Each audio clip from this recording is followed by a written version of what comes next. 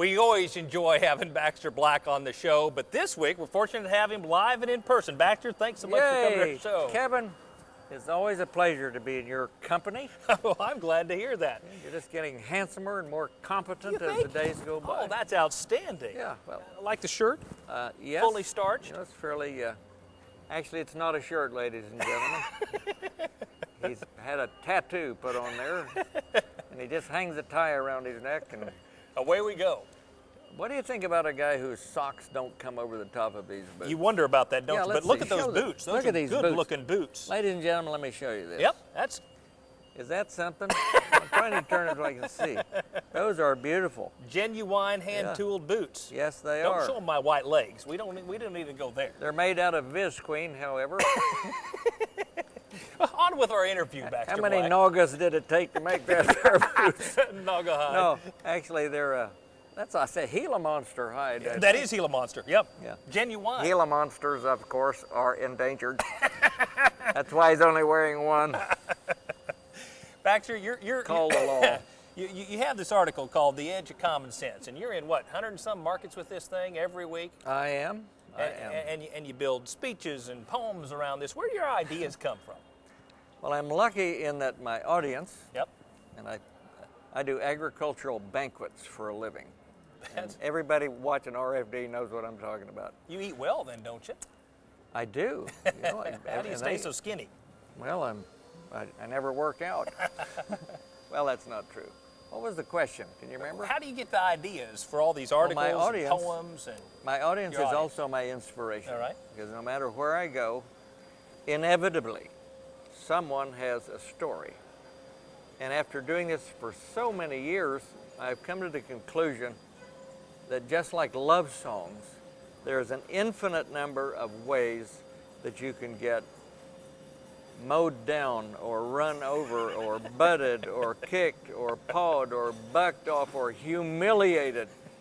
And everybody tells me those stories, and I'm kind of ashamed because I put them back in the column and the radio program, and I tell them back to you and you pay me.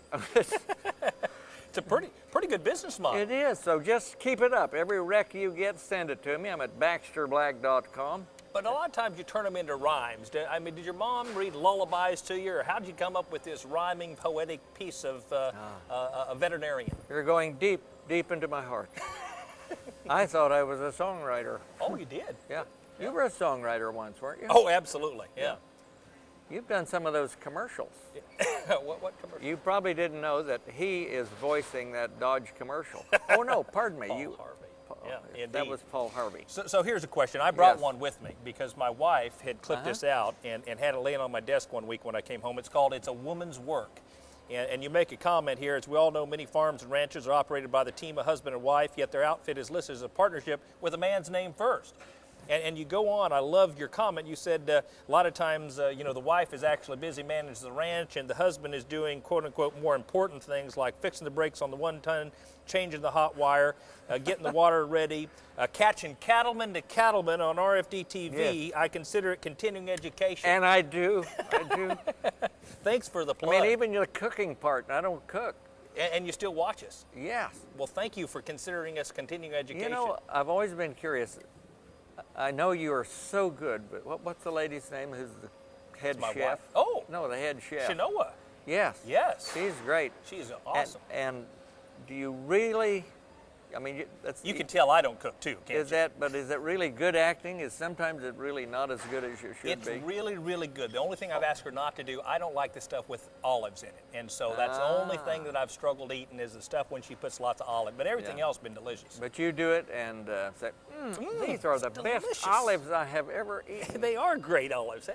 So talk to us about the woman's role in most ranches across this country. Well, I think the point I was making is 80% of all the veterinarians that graduating today are women. You go to any FFA meeting, of the 7 officers, they're all women, and the only officer that the boy holds is the guy who's guarding the trash can on the door, the sentinel. And in ag schools, you go to the block and bridle clubs and all of those, on the judging teams, women seem to, I hate to say dominate, but they are very influential. And they're at an age when they're young Yep. where women or girls actually will be serious about something, while the boys are mostly trying to Chasing follow their testosterone. Yeah. I hear you. So Well, women have.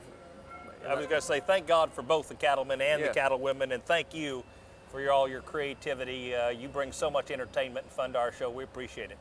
You're welcome. For more entertainment, log on to cattleman.org or baxterblack.com.